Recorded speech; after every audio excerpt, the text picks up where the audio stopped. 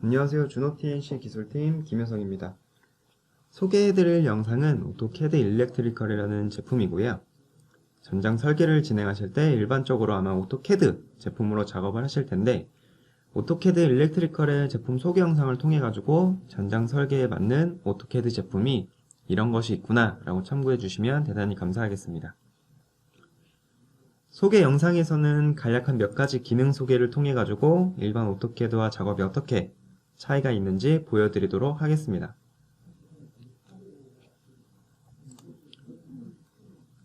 앞서 보고 계신 화면은 오토캐드 일렉트리컬을 실행했을 때 보이는 화면입니다.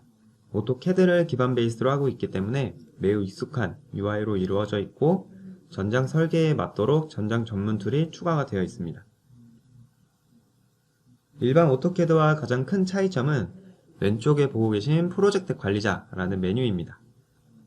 전장 설계는 한 장의 도면으로 끝나는 것이 아니라 여러 장의 도면으로 구성이 되어 있기 때문에 프로젝트 관리자를 통해 여러 장의 도면을 관리해 주실 수가 있습니다. 프로젝트 폴더를 확정을 해보면 해당 프로젝트와 연관된 도면들이 나열되는 것을 확인하실 수가 있습니다.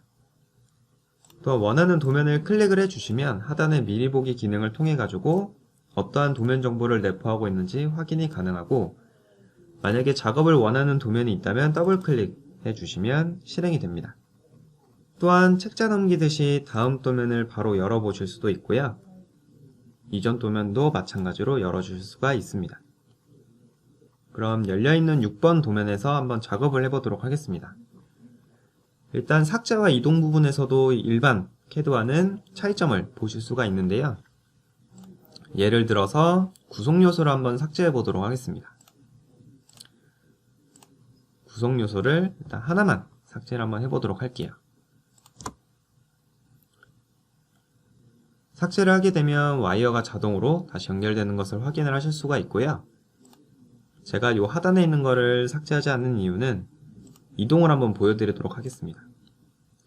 이동을 하실 때 구성 요소와 분기점의 도트라든지 이런 정보들이 따라오는 것을 확인해 보실 수도 있습니다. 구성 요소를 삭제를 하고 와이어도 한번 제거를 해보도록 하겠습니다. 와이어를 제거하면 분기점의 도트까지도 자동으로 삭제되는 것을 확인하실 수가 있습니다. 그럼 이 빈 공간에 한번 작업을 해보도록 하겠습니다. 먼저 와이어를 작성을 할 건데요. 일반 캐드에서는 아마 라인으로 작성을 하시고 분기점에는 도트를 다 일일이 추가를 하셨을 텐데요. 오토캐드 일렉트리컬에서는 원하는 위치에 클릭을 해주시면 자동으로 와이어가 작성이 되고 분기점 부분에는 자동으로 도트가 생성되는 것도 확인해 보실 수가 있습니다. 또한 라인 그리듯이 와이어를 작성을 해주실 수도 있는데요. 원하는 위치에 클릭만으로 와이어가 작성되는 것을 확인하실 수가 있습니다. 구성 요소를 한번 삽입해 보도록 하겠습니다. 아이콘 메뉴로 제공을 하고 있고 국제 규격의 라이브러리를 기본으로 제공을 하고 있습니다. 릴레이 코일을 한번 삽입해 보도록 하겠습니다.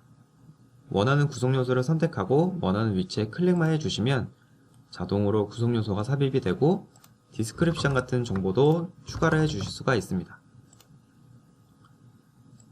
또한 제조사별 스펙별 라이브러리도 제공을 하고 있기 때문에 원하시는 스펙을 선택만 해주시면 되고요.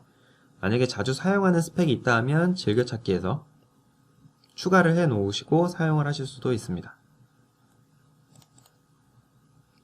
스펙에 맞는 핀 번호도 핀 리스트도 자동으로 따라오는 것을 확인해 보실 수가 있고 확인 버튼을 눌러서 삽입을 마쳤습니다. 그러면 디스크립션의 정보라든지 핀 리스트 그리고 태그 값도 확인해 보실 수가 있습니다. 다음으로는 이제 다른 구성 요소도 하나 넣어 볼 건데요. 이 릴레이 콜과 연결되는 접점을 한번 넣어 보도록 하겠습니다. 제가 스펙은 3N 1NC 타입의 스펙을 선택을 했었기 때문에 NC 접점을 하나 넣어 보도록 하겠습니다. 원하는 위치에 클릭을 해주시고 상위 구성 요소를 선택만 해주시면 그 상위 구성 요소의 디스크립션 정보라든지 그와 연결되는 핀 번호까지 자동으로 따라오는 것을 확인해 보실 수가 있습니다. 또한 레퍼런스 정보도 이제 접점에 대한 레퍼런스 정보가 상위 구성요소 하단에 나타나게 되고, 하위 구성요소에서는 상위 구성요소에 대한 레퍼런스 정보가 나타나게 됩니다. 이 부품에서는 레퍼런스 정보가 이 F 영역에 있다고 나와 있네요. 그러면 이 F 영역의 이 구성요소가 상위 구성요소다 라고 확인을 하실 수도 있고요. 일렉트리컬에서는 서치라는 기능도 있습니다.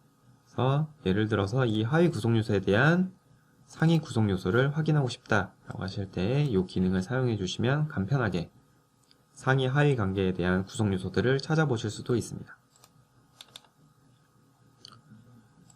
와이어 버너도 자동으로 체번이 이루어지게 됩니다.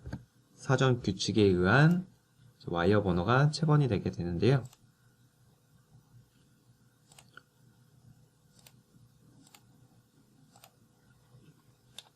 와이어 버너 체번이 완료되면 한번 확인을 해보도록 하겠습니다.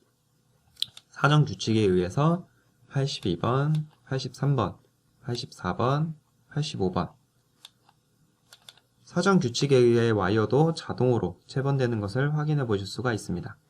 아마 일반 캐드로 작업하실 때에는 와이어 번호라든지 아니면 구성요소의 태그 값들을 수기로 다 작성을 하셨을 텐데요.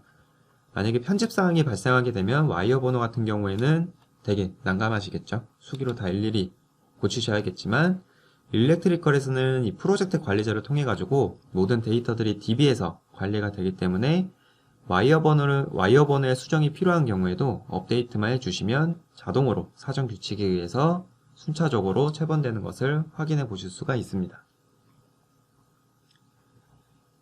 다음으로는 PLC 카드를 그러니까 PLC IO 다이어그램을 한번 작성해 보도록 하겠습니다.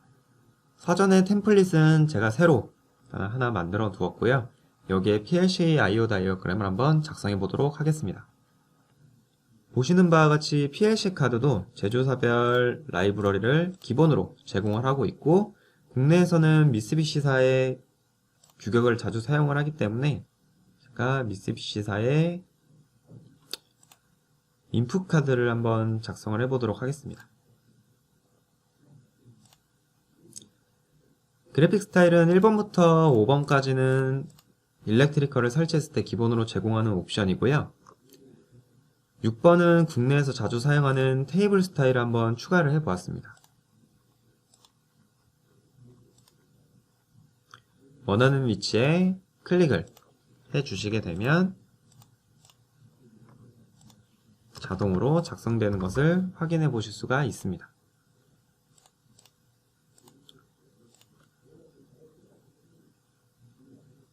디스크립션을 추가할 수도 있겠죠. 그래서 1번 슬롯 쪽에는 테스트 1이라는 디스크립션이 들어가고 5번 슬롯에는 테스트 5번이라는 디스크립션이 들어간다고 가정을 하고 넣어보도록 하겠습니다. 그러면 업데이트 되는 사항들이 바로 따라오는 것을 확인해 보실 수가 있고요. 그럼 얘도 마찬가지로 와이어 번호를 한번 체번해 보기 위해서 와이어를 작성을 하고 구성요소를 한번 삽입해 보도록 하겠습니다.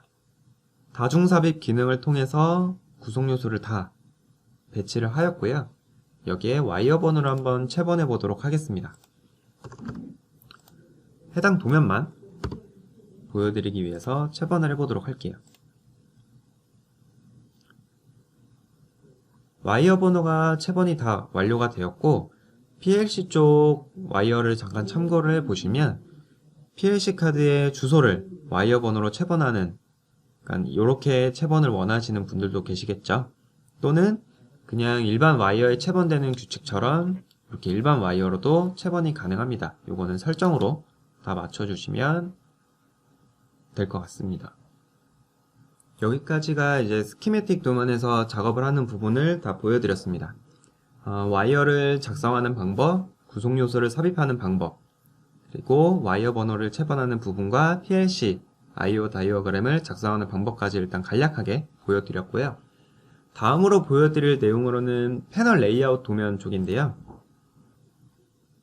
아마 패널 레이아웃 도면은 작성을 좀 꺼려 하시는 분들이 좀 많으실 거예요. 왜냐하면 이제 패널 레이아웃 도면을 작성을 하신다고 해도 스키매틱 도면에서 이 구성 요소가 어떻게 사용되는지 링크를 다 시켜줘야 되는데 이러한 작업이 좀 번거로우실 수는 있으세요. 근데 일렉트리컬에서는 스키매틱 도면에 사용된 구성 요소라든지 기본적으로 제공하는 라이브러리에 대한 패널 레이아웃 도면의 구성 요소들이 다 링크가 걸려 있기 때문에 간편하게 사용을 해 보실 수가 있습니다. 지금 보고 계신 도면은 일단은 외곽 패널 레이아웃 도면이고 내부 쪽 패널 레이아웃 도면입니다.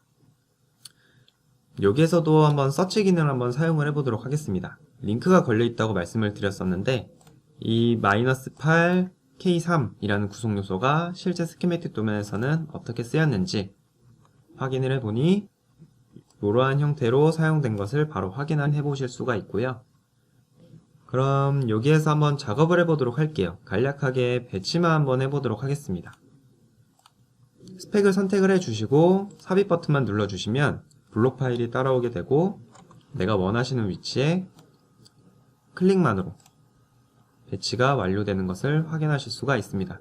또한 스키매틱 구성 요소에서 사용된 디스크립션 정보라든지 태그 값이 다 따라오는 것을 확인하실 수도 있습니다.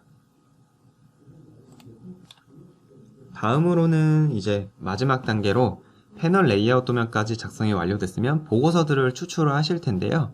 보고서도 자동으로 추출이 다 가능합니다.